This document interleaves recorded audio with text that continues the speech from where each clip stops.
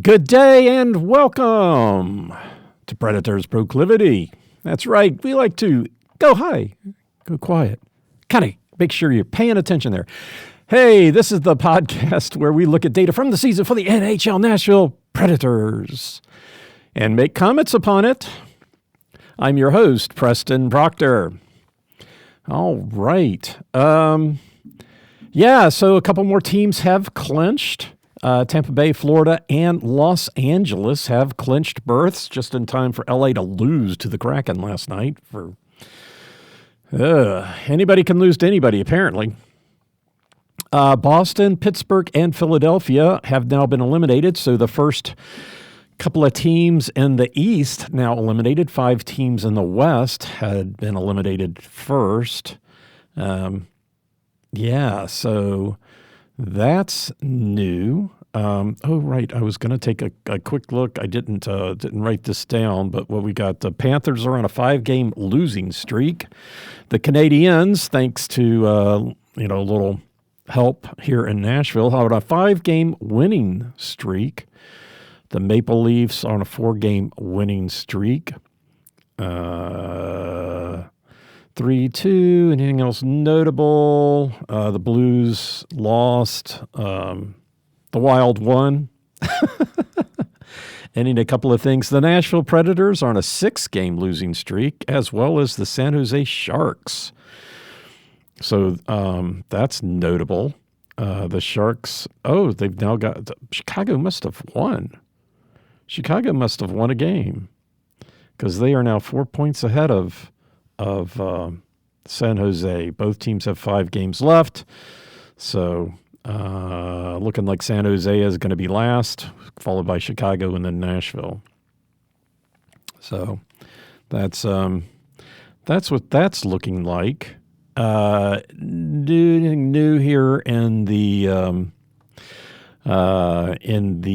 standings for the playoffs: Toronto, Tampa Bay, Florida, Washington, Carolina, New Jersey. Those are still looking pretty set. Let's see, Florida at 92 points, 4 points behind Tampa Bay with 5 games left. Still a chance for Florida to pull up out of the third, but that 5-game losing streak is not helping them there. So I think Florida is going to wind up in third, Toronto first, Tampa Bay. Tampa Bay could still overtake Toronto. Toronto is 2 points ahead of Tampa Bay and has played one less game. Washington, Carolina, New Jersey, it's going to be that order. Ottawa should have a wild card spot. They're 5 points ahead of Montreal, who's in the second wild card spot, and 5 games left. So Ottawa, most likely the first wild card in the East. The second wild card spot, you got Montreal at 85, and then Detroit is now at 79, along with the Rangers. Detroit has one more game to play than the Rangers. Rangers have 5, and Detroit has 6. So 6 points between them, 6 games left. Hard to say. It's not impossible for the Canadiens to screw up and lose the wild card spot, but that's what would have to happen. That's what would have to happen at this point. Let's see, they got the Islanders who are coming to Nashville tonight. They are 7 points behind the last wild card spot with 6 games to go, so it's not very likely for them. Over here in the West, Winnipeg's got a 5-point lead on Dallas, who has lost 2 in a row. So that's looking pretty solid. Avalanche at 98. So I think we're looking at our order there: Winnipeg, Dallas, and then Colorado. And then in the Pacific, Vegas has a 5-point lead over LA, who has a 4-point lead over Edmonton. All have 5 games left. LA lost last night, so that doesn't help their cause, but Edmonton's lost 2 in a row. I think they lost to LA, and then I don't remember who they lost to last night. For the wild card spot, we got St. Louis at 93 and Minnesota at 91.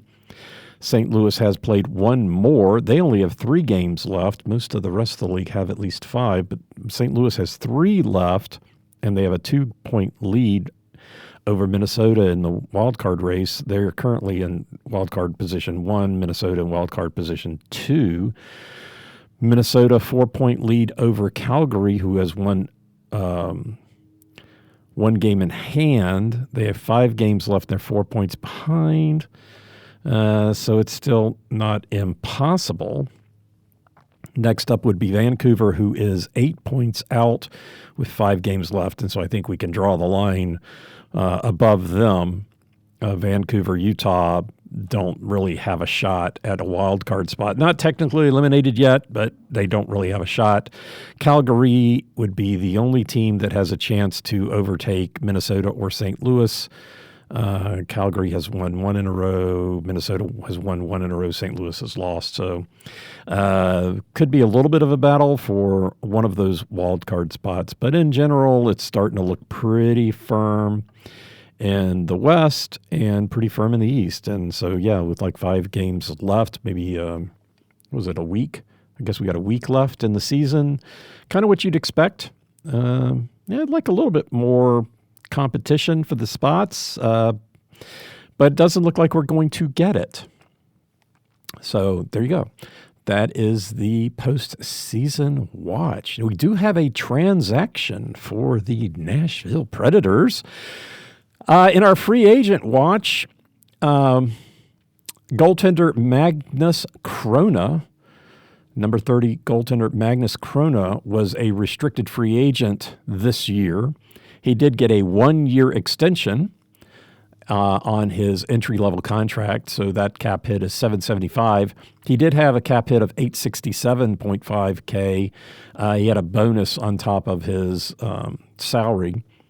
And it being 1 year means he goes next year. He'll be a restricted free agent, so we'll have to track him again next year.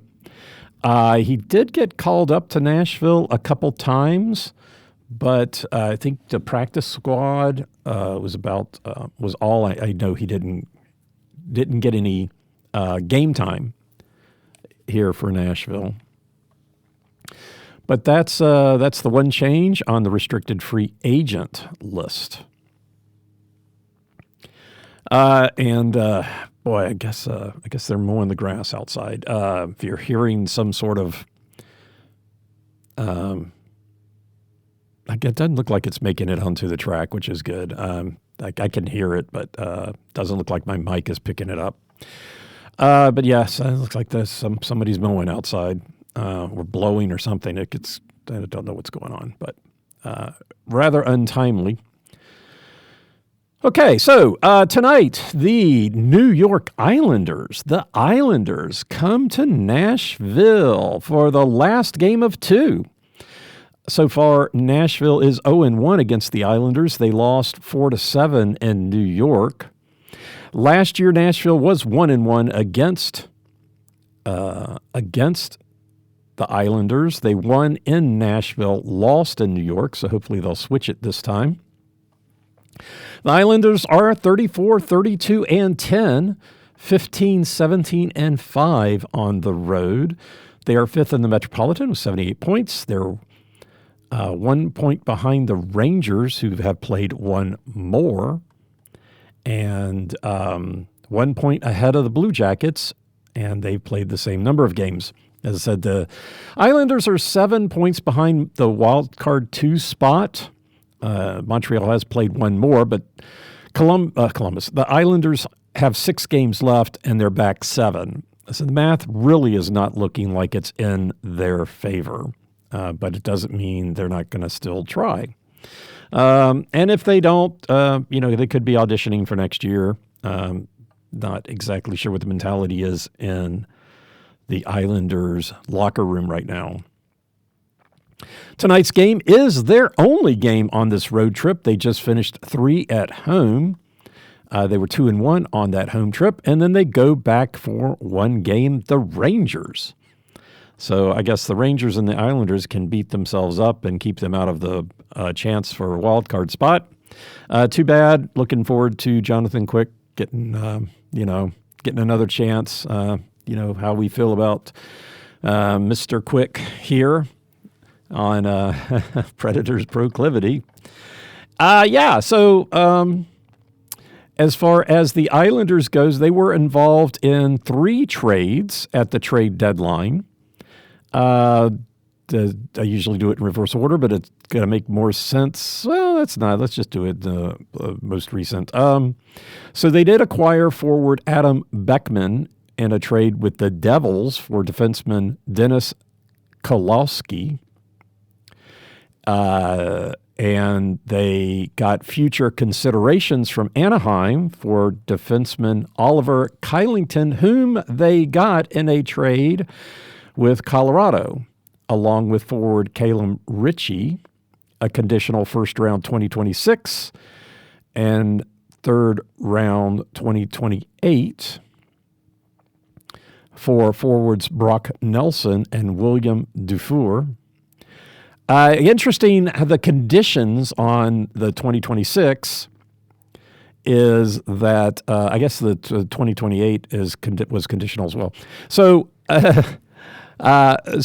Colorado had a trade with Philadelphia, and they traded away their first-round 2026 pick to Philadelphia, unless it was a top 10 pick, in which case Philadelphia would get the first-round 2027. Well, so since they still had that, top 10 exemption, if the pick is in the top 10, and they would then have it, then they would get the 2026 pick then goes to the Islanders. If it's outside the top 10, their 2026 goes to Philadelphia, and then the Islanders would get their 2027 pick. So they're losing their 2026 and 2027 in one way or another. One to Philadelphia, one to the Islanders.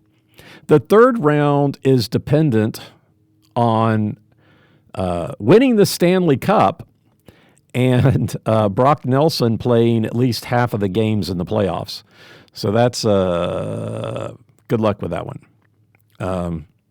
Anyway. So that was kind of an interesting caveats on the trades. As far as other players, they are now without left wing Anthony Duclair, number 11, as of the 3rd of this month, and he's out for the rest of the season. He did play 44 games. That was about the only thing that I noted on his stats, and there are no other transactions. So that's their player summary. For the Nashville Predators, the Predators are 27, 42, and 8. 18, 17, and 3 at home. That is a winning record. I'd like to finish the season with a winning record at home. I'd also like to finish the season with double-digit wins on the road. So hopefully we'll talk about that next, because the Preds are home, and then after tonight, they go on the road for their last 2 games on the road this year. That's right. We are here at the end of the season. They've got 2 games. They go Thursday to Utah, and then Saturday they'll be in Vegas. Utah and Vegas, and then Utah comes here on Monday. So we get to, in the last 4 games, we get to play Utah twice. We'll play Vegas in between that, and then we finish up the season on Wednesday with Dallas. Let's see, Vegas, Utah. Utah is pretty much out of the race for all intents and purposes. Vegas has a 5-point lead on LA. They probably will still care about going. Well, they want to go into the playoffs with a winning record. Dallas is 5 points behind Winnipeg. So nobody's fate or position in the playoffs is going to be on the line when it comes to those games, the games with Vegas and the game with Dallas, nor the games with Utah. But they're going to want to be going into the playoffs on a good note. So yeah, not to be taken lightly. Just taking a quick. Thought I was taking a quick look at where Utah is And Utah, middle of the pack. They're 1 point behind Vancouver, 3 points ahead of Detroit overall. So, middle of the pack. So, I don't know, Pride. I guess interesting. I guess this will be the last time we play against the Utah Hockey Club. Next year, they will have a new moniker, whatever it is. I have not looked that up lately. I know that there was some question. There was the one that was real popular. Turns out they couldn't do, and so they had to take another vote. And I never went back to look to see what the vote was. The Utah moniker. I spelled moniker wrong, but I'll go take a look at that later. So it'd be nice to finish the season with a winning record on the road. As I said, we'll cover that. That's Thursday, Saturday are the road games, and then we'll wrap up the season next Monday, Wednesday. But tonight is a home game. The Preds have 3 home games left. They need to win at least one, and then the one of the other games has to be an overtime loss or a win for them to have a winning record at the end of the season. It would really be nice to have at least that, but we'll see. The Preds are still 7th in the Central Division. Excuse me. 62 points, 8 points ahead of Chicago. Even number of games, 20 points behind Utah. Even number of games played, even number of games left. Pretty much the third worst record. Boston is still ahead of them by 9. The Preds have 5 games left, so pretty much stick a fork in them going anywhere else. 8 points ahead of Chicago. Chicago also has probably 5 games left. So Chicago has 5 games left, 8 points. San Jose, 12 points behind. They have 5 games left. So, that's pretty much where they're going to finish, which is where they have been forever. This is the end of a 2-game homestand. Tonight's game with the Islanders. The Preds are 0-1 and losing to Montreal Canadiens 1-2. The Habitants, the Habs, had a good crowd here in Nashville, and quite vocal. Lots of red. I saw one guy with a Carey Price jersey that was blue, and so there were a few other non-first jerseys or the non-red Montreal. But yeah, lots of red. That was good. They were happy. Not sure. No, didn't almost. I'd say almost as many Montreal fans as there were when the Capitals came here, although I didn't get a chance to ask if they were local or traveled, whatever. I didn't hear any French. So, maybe that was just where I wasn't at. We got there too late for the to hear the Canadian national anthem, which my wife always loves. Going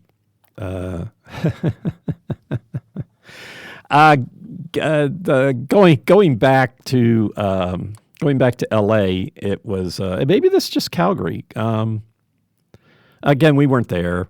I'm sure probably the Montreal fans sang along, but I remember back in Los Angeles when Calgary would come to town, the fans, the Calgary buses would show up, and as they'd be on their Southern California road trip, or I guess just California road trip, because San Jose, they go to San Jose and Anaheim, L.A. and Arizona.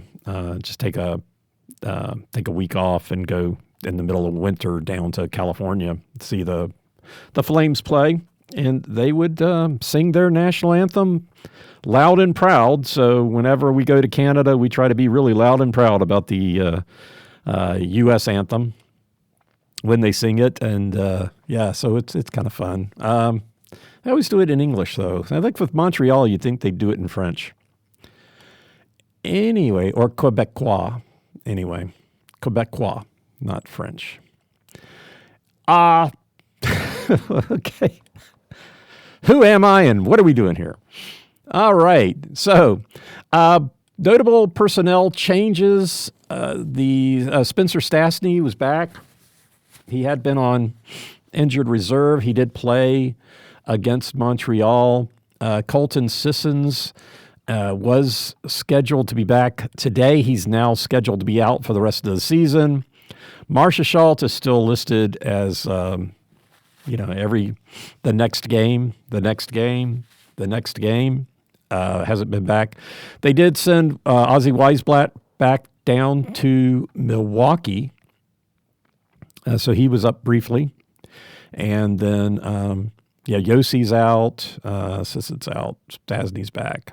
Krona got his 1-year contract extension. So that's your personnel changes. Which brings us to statistics, or stats anyway. I don't know what statistics, but the Preds are playing at home. They are 18-17-3. They got the first goal against Montreal, didn't they? Oh God, I was so happy. Well, now the Preds are 10-8-3 at home when they get the first goal, having lost the other night. 8-9 if they do not get it. So it's kind of it's just a coin flip this year. A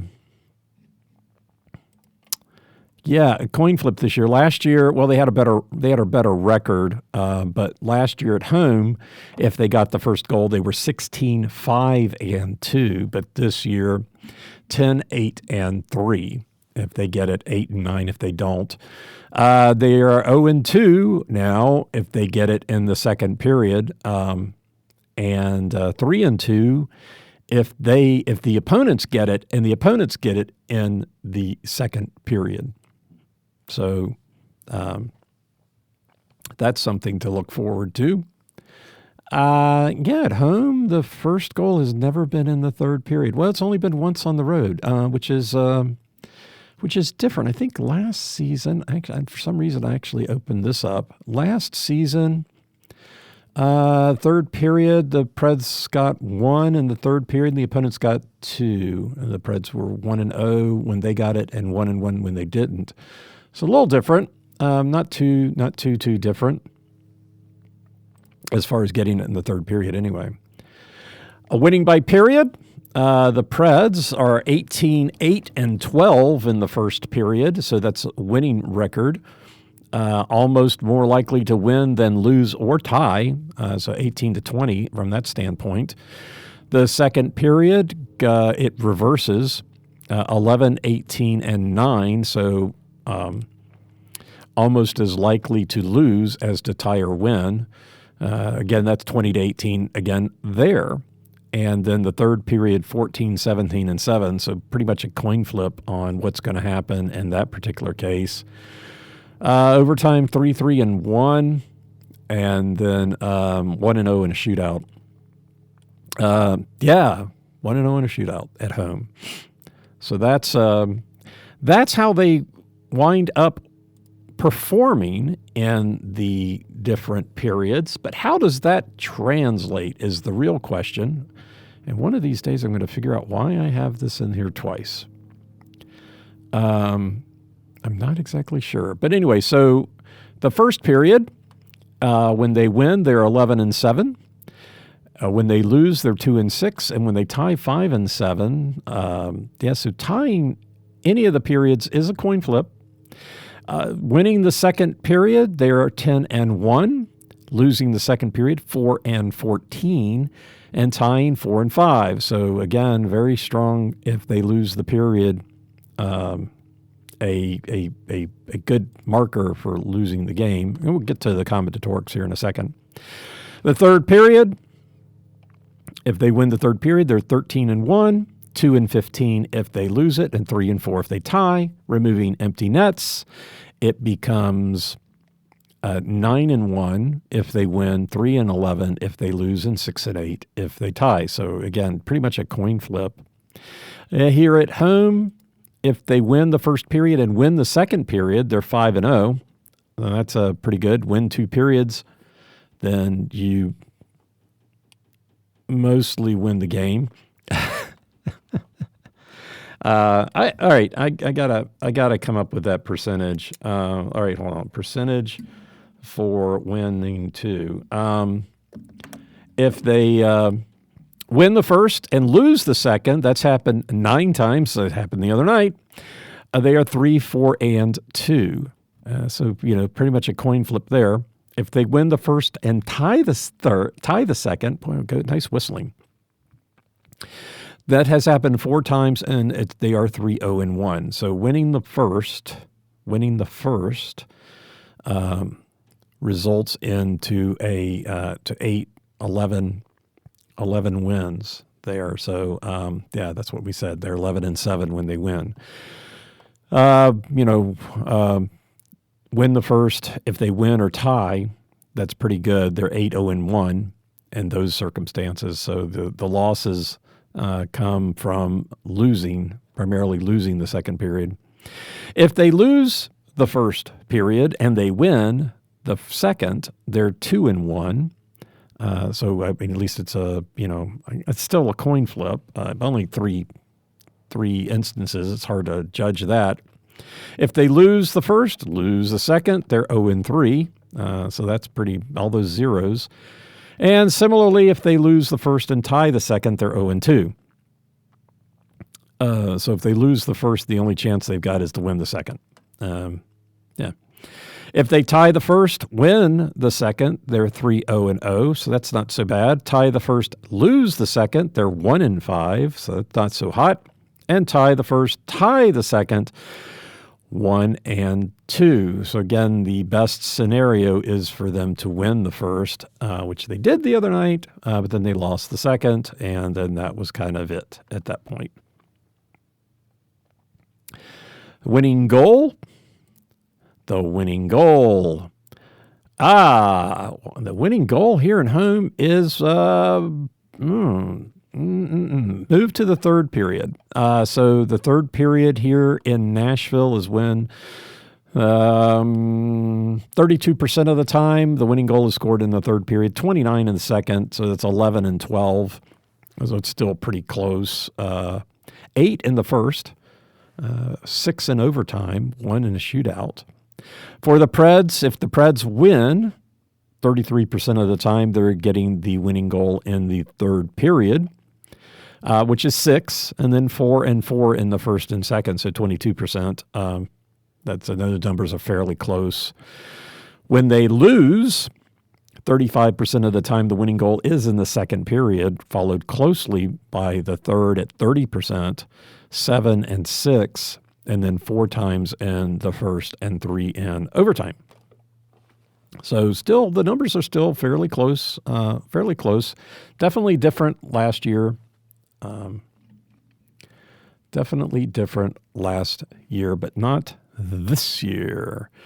Let's see. The home team winning 35% of the time. The home team will get the winning goal in the second period. When the road team wins, 41% of the time the winning goal is scored in the second period. So that's very, so again, the second period has definitely got the dominance there. The road team winning 12 in the second, 10 times in the third, so that's still close. 4 in the first and 3 in overtime. The home team winning 17 times in the second, 13 in the third, so a little bit of a gap. The home team has won 48 times this season. The road team won 29. The kind of the miserable record the Preds have on the road, contributing to that fun little stat. And speaking of that fun little stat, let's take a look at goal scoring. All right, so the Predators are outscoring the opponents in the first period, 37-28. They're being outscored in the second, 32-43. This is all at home here in Nashville. And then being outscored 35-41 in the third. Again, taking out the empty net goals, that gets a little bit wider because the Preds have 12 empty net goals to the opponent's 10 here in Nashville. So it's actually 8 goal differential, 23-31. Here in Nashville, the winning team will score around 4 goals. If the Preds win, they score 4.2. The opponents score 4 when they win. And then when the Preds win, the opponents score 1.9 goals to the Preds scoring 1.7 when they lose. So it's interesting. Both of those numbers, all those numbers are down 0.2 of a point between the Preds winning and the opponents winning. Taking out empty net goals kind of evens things back up. 3.5 goals for both the Preds and the opponents when they win. 1.9 for the opponents when they lose. 1.7 for the Preds when they lose. So that's, of course, those numbers aren't going to change because you don't get empty net goals when you lose. Not usually.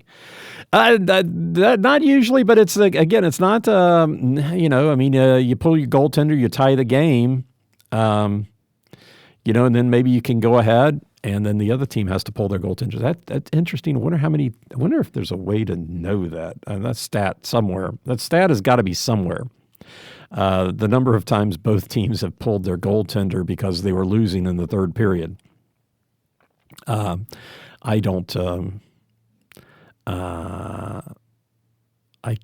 know what that would be. I don't know how I would find that. But yeah, so that's your goal scoring. Special teams. The Preds. The Preds here in Nashville, 29% of in the first period is on their power play, 29%. So they've gotten 10 goals on 34 opportunities. They're 20% in the second and 23% in the third. So all those numbers are pretty good. Higher, the Preds. So overall, the Preds are 20.6 on their power play, and so the second period is at least at their average. It just says that, on the road they're not as good, except in the second period. In the second period, they're also 29%. So 12 on 42 on the road versus 9 on 45 here in Nashville. So they've definitely had more opportunities in the second period on the power play than the first or third, 34-26. But yeah, they've scored more power play goals in the first period than they have in the second, and they've had 11 more opportunities in the second than in the first. Giving up goals, they have given up more opportunities in the second period than in the first or third, the 47 in the second, and 30 in each of the first and third. They've only given up 3 power play goals in the first, so that's good. Opponents are 10%. That would be. I didn't need to look at the number. I ought to be able to figure that out pretty quick. Opponents are 17% in the second period, 8 on 47, and then it's 23% in the third, 7 on 30. So the numbers are close. The Preds have gotten 6 power play goals in the third. The opponents have gotten 7. Fairly close on opportunities. Preds have had 4 less. The Preds have 1 more goal in the second period on the power play than the opponents. The opponents have had 2 more opportunities. So all that looks pretty good in general here at home. I don't think that panned out against Montreal the other night, unfortunately. Power play goal would have gone a long way. All right, but we're not playing Montreal. We're playing the Islanders. And so let's take a quick look at the comparisons here. When goal scoring for the Islanders, They are the 26th in the league in goals for. The Preds are 32nd, so that's pretty close. And goals against, the Islanders are 16th in the league to the Preds being 8th.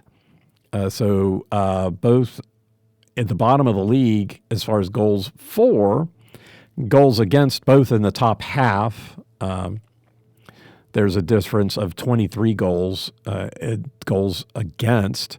The difference is 17. So the Islanders have scored 17 more goals than the Preds. The Preds have given up 23 more goals than the Islanders. So it's have to say that looks fairly close. The Islanders score more of their goals in the second and third, 55 in the first, 72 and 76 in the second and third. They're 29th in the league in scoring in the first period. The Preds are 28th, so the first period not really a favored time for either of the teams. The Preds pick it up a touch in the second, 68 goals to 63 in the third, remaining in the bottom of the league and last in scoring overall and last in scoring in the third period. The Islanders also in the bottom half of the league in scoring, 29th in the first, 23rd in the second, and 20th in the third. So their goal scoring more in the second and third than the first. It's at 17 more in the second, and then 21 in the third versus the Preds. 11 more in the second than the first, but only 6 more in the third than the first. League-wide, there are 20.9% more goals scored in the third period than the first, but that is not emblematic of the Predators. Giving up goals, as I said, the Islanders have given up 229 to the Preds 252. Both are pretty good in the first. Islanders only given up 60 to the Preds 64. So the Islanders have only given up 5 more goals in the first than they've scored. The Preds 7. So you have to say that's not so bad. Both are in the bottom half of the league of being scored against in the first. And then it all goes haywire for the Preds in the second period. We all know that. They give up 93 goals in the second, which is 5th in the league. The Islanders give up 77. So they kind of keeping it right at 5 delta in the first and second. They're 13th in the league in being scored against in the second. And both of them like to give up goals in the third. The Islanders 84 and the Preds 87. That makes them 11th and 12th in the league. So the scoring tends to go up significantly. But between the second and the third, it was about 6.5%. 13% between the first and second. And so, the Preds give up about half as many more in the second as the first, and then kind of dips back down in the third. The Islanders, it's incremental, going up, more in the second than the first, more in the third than the second, which is similar to the league trend. So the Preds like to bite that trend. But yeah, give up plenty of goals in the second period, that's for sure.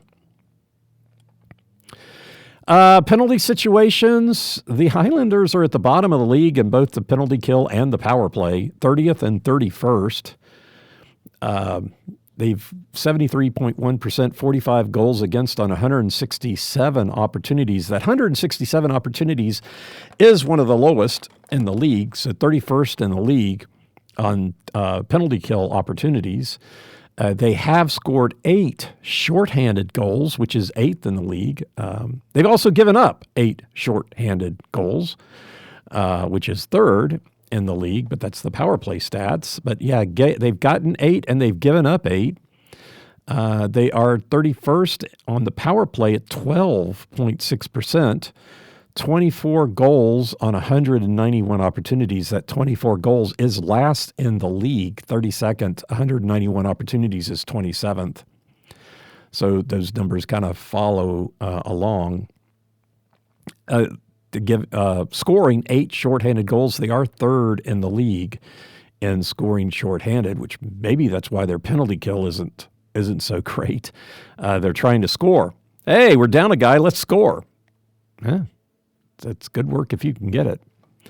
The Preds, 8th in the league on the penalty kill, 81%, 43 goals against on 226 opportunities. So they've given up 2 less goals on 59. No, 59.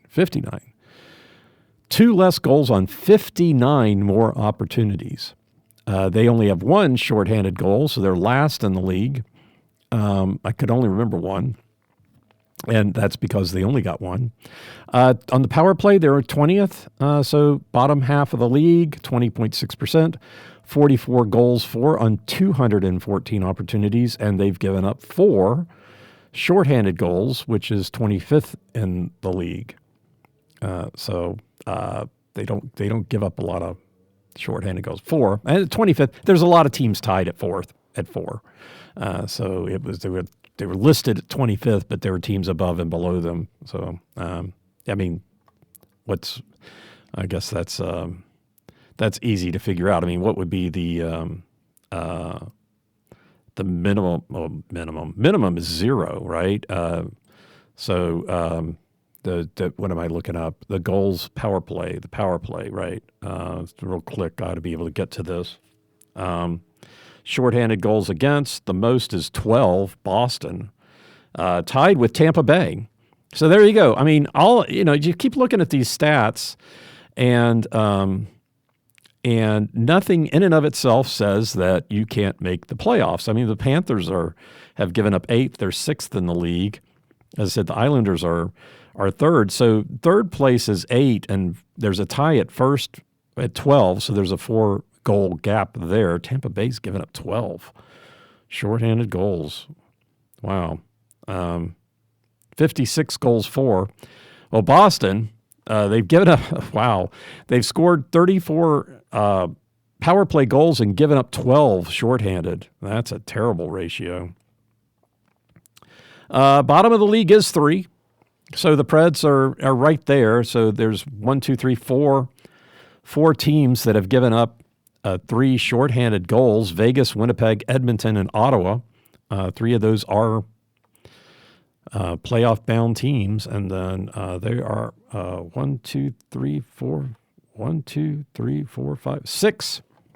6 teams at 4. So at who would that be? That would be Seattle, Minnesota, Dallas, Nashville, Carolina, New Jersey. It's a pretty good company. Pretty good company down here, only giving up 4 shorthanded goals. Yeah, that's not the problem. That is not the problem that they had this season. That's for sure. All right, so let's get to tonight. Back to tonight's game. The goaltenders. Okay, so I got to start this. I got to mention it eventually. So the Rangers were the Islanders were the team playing the Capitals when Ovechkin got his tie-breaking goal. Ilya Sorokin was in net for the Islanders. The Islanders did win that game 4-1. Ovechkin got the only goal for Washington. I tuned in just in time to see the ceremonies. So I didn't see the game, and then I turned it off, and I didn't see it resumed. But it had to be 20, 30 minutes for a 20, 30 minute break in that game, and so I'm assuming they went through a warm up. I don't know, but that had to be tough to restart that game, especially I guess for the Capitals because they lost. But yeah, Ilya Sorokin was in goal. He's 29, 23, and 6. He does get most of the starts. The backup currently is Marcus Hogberg. He's 2, 4, and 1. Semyon Varlamov, who is 3, 4, and 3. He started off the season. It looked like he and Sorokin were sharing duties, and then he got injured about November. So So he was 3-4-3, and then Hogberg 2-4-1. So Sorokin is getting a lot of the work. Could be part of the reason why they're struggling to win. It's hard to say. Didn't do that much analysis. Earlier this season, when the Islanders played the Preds, Sorokin was in goal, so he's 1-0 against the Preds this year. Last year, he was 0-1. Sorokin lost in Nashville 3-1, and Varlamov was in goal in New York for the win. The Islanders have a back-to-back coming up this weekend. They play Saturday, Philadelphia, and Sunday, the Devils. Didn't note whether that was home or away, but I'll take a quick look here while I'm, let's see, so I should have known this, but down the road, so they're going the road, Philadelphia, New Jersey, Saturday and Sunday. Wonder if the Preds announcers would call that to be 2 one-game road trips or what, because I'm betting they can go and come back. Anyway, little slap there. So Sorokin has played the last 3 games, and let's see, Hogberg's last game was in a back-to-back. That was not back-to-back, so Sorokin plays about 3. I'm guessing that they've got the game here in Nashville, then they go home to play the Rangers, and then they've got a back-to-back. So Hogberg will be playing this weekend. If he were to start tonight in Nashville, then Sorokin would play twice, and then then Hogberg again. And then they go play Washington. I kind of think it's going to be Sorokin. I wanted to pick Hogberg because it looked like currently they're 3 for Sorokin, but it doesn't really look like they. Oh yeah, Sorokin had that's Skarek. Oh yeah, they had another backup for a while because Hogberg was injured, so they had brought up Skarek. And he's back. Skarek only played 1 game in that whole series, so Sorokin got about 8, 9, 10 in a row. So I think, right now, I guess it kind of depends on their mentality. If they believe they still have a shot, which I don't know why they would, then they would probably play Sorokin. I think Sorokin's going to be in goal tonight. I just think Sorokin's going to be in goal. They seem a little loath to play Hogberg that often, and they've got the back-to-back coming up. So, I think Sorokin in goal for the Islanders tonight. For Nashville, UC Saros, 18-30-6. Most of the year playing about 2-ish for each one game for Justice Annunen, who's 8-10-1. I think that has changed. I think they're just going to be alternating now. This year earlier, when they played the Islanders, Saros was in goal, so he got the loss. Last year, he was in goal in Nashville, so he got the 1, and Lankinen was in goal in New York, getting the loss. For Colorado last year, Annunen did not play against the Islanders. Saros did play against Montreal the other night, so I'm guessing the Annunen will be in goal against the Islanders. So Sorokin and Annunen would be my guess.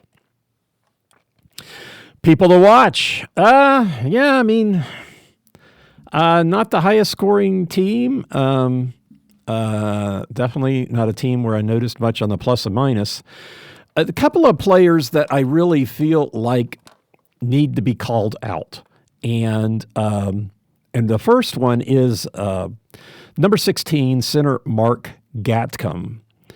Mark was recalled on the 17th of January from the AHL Bridgepoint Islanders, which has got to be boring name.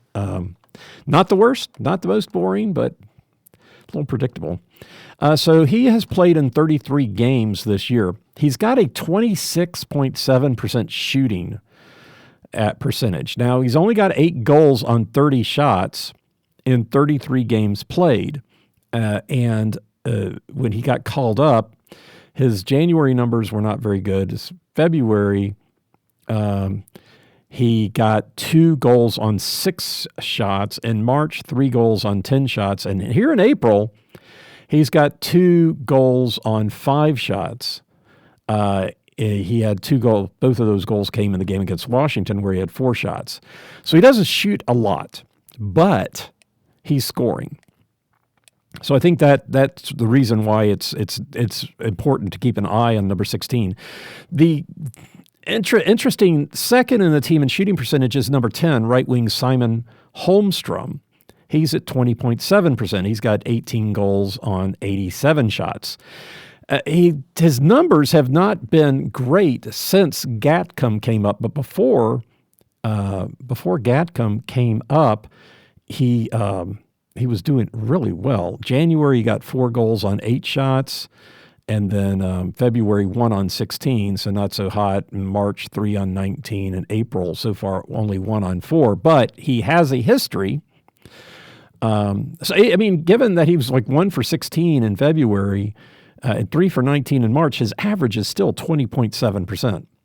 So, which is, 20%, you're in the top of the league, and especially games played, number of shots, 1887, and then however many games he's played. So I think, to me, neither of them lead the team in anything except shooting percentage. So they're first and second, 16 and 10. So I just think that's worth paying attention to. The people that you would pay attention to, the goal-scoring leader, number 27, left wing Anders Lee. He's first in goals, second in points, second in shots. And then you got Bo Horvat, center, number 14, second in goals, second in assists, first in points, first in shooting, 222. Noah Dobson is first in assists with 28. Otherwise, I didn't really see anything. And then Tony DeAngelo is first in time on ice with 23-26, which is actually kind of low for the top person on ice. So it don't really, those didn't jump out at me so much. The 2 guys with the high shooting percentage, 16 and 10, are the ones definitely, but 27 and 14, Lee and Horvath, they're going to be around. So don't know what the lines generally are, but yeah, I know that's 4 numbers, 10, 14, 16, and 27. Yeah, and look to see if there was an easy way to remember that, but that's how it goes. So anyway, that's your Islanders players to watch. For the Nashville Predators, anybody with a 9. Anybody with a 9 on their jersey. Don't even need to worry about doing math because Marcia Schultz hasn't been in. He's injured. Yossi's injured. So, yeah, number 9, Forsberg's first in everything. Goals, assists, points, shots. Stamkos is second in goals, 5th in assists, so he's 3rd in points. He's last on the team in plus minus, -30, 3rd in shooting. O'Reilly is pretty much across the board 4th in everything, so 90, 91, 9. Yeah. And in the plus-minus watch, Nick Blankenburg is now down to 5. Hopefully he can finish the year in positive territory. He's the only player currently with Nashville that has a positive plus-minus. 3 other players do have plus-minus above 0, Wilsby, Gravel, and Weisblatt. Wilsby is out for the season, and Gravel and Weisblatt are in Milwaukee. So the only player playing for the Preds who has a plus-minus of over 0 is Nick Blankenburg. He had been up to 10. He's down to 5. All right, where are these teams headed? Momentum. Da-da-da-da. The Islanders. No way. The Islanders have a 3-game winning streak? Is that possible? Is that possible? No. They have a 2-game winning streak. Yeah, you did not update that. You did not update that. They do not play Saturday versus Philadelphia. But they do have a 2-game winning streak, having just beaten Minnesota and Washington. 3-1 Minnesota, 4-1 Washington. Those teams are playoff-bound teams. They did just also before that, they had to play Tampa Bay in the span of 3 games on the road and then at home. They also had to play Carolina. So they 1, 2, 3, 4, 5, 6. So they lost 6 games before winning their last 2.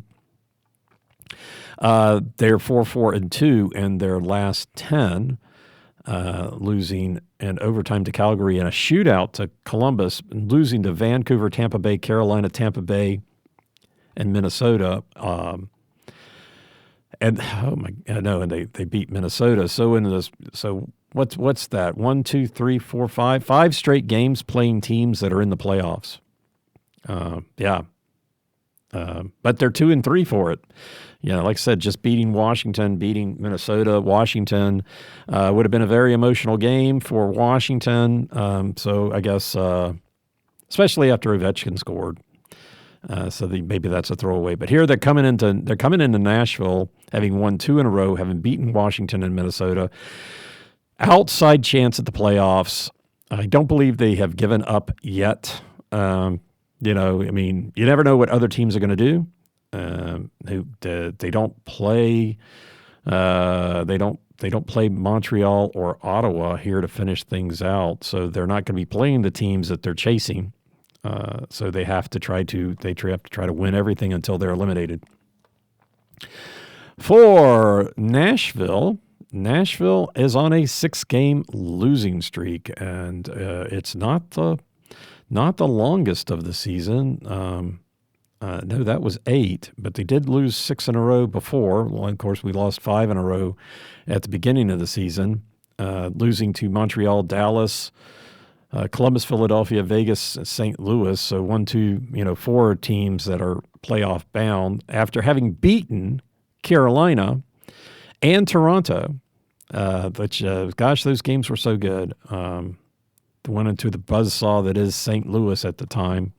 And, so having lost 6 in a row, 5 games left, the Preds are pretty much auditioning for next year. They had to play with 7 defensemen the other night because being behind in the number of forwards that they had available, and with Weisblatt going back down, and I guess that was before the other game. So I don't know that that's going to be different because Sissons is out. So I think maybe they're going to have to play. That can't be right. They have emergency call-ups, and they have not used them. You get as many emergency call-ups as you want. One of the teams that we just recently played emergency called up a goaltender twice. And you get 4 call-ups between the trade deadline and the end of the season. I think they've only had the one. They just called up Weisblatt. So I do not get why they have cap room. I don't know. I don't know. Then we were missing our coach the other night, personal reasons. So, hopefully whatever was going on has been resolved in a positive way. But so hopefully our coach will be back. I got the Islanders coming to town. Got to play for pride. Lots of got next season to worry about. And I'd say Islanders are coming in with a little bit more head of steam than the Preds. The Preds, that's at 2-8, 2-8-0, and the last 10. What can you say? It's been a rough season. But there's no reason to stop playing now. 5 games to go. So, anyway, that's sorry.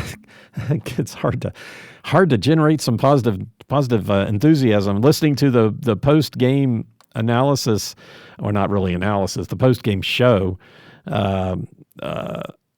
It really the announcers really were having trouble having positive reactions, and I guess that's kind of where I'm at too. I think I started out pretty good, but hey, you know what? It's another day. It's another game. You got to play the game. Where the Islanders are here in Nashville. The game is at 7:00 tonight. Oh, it's at 8:00 on Thursday, 9:00 on Saturday. Oh, those are road games. Oh, never mind. Okay, so that's fine. Utah would be Mountain Time and Pacific Time for Vegas, but 7:00 tonight, regular time.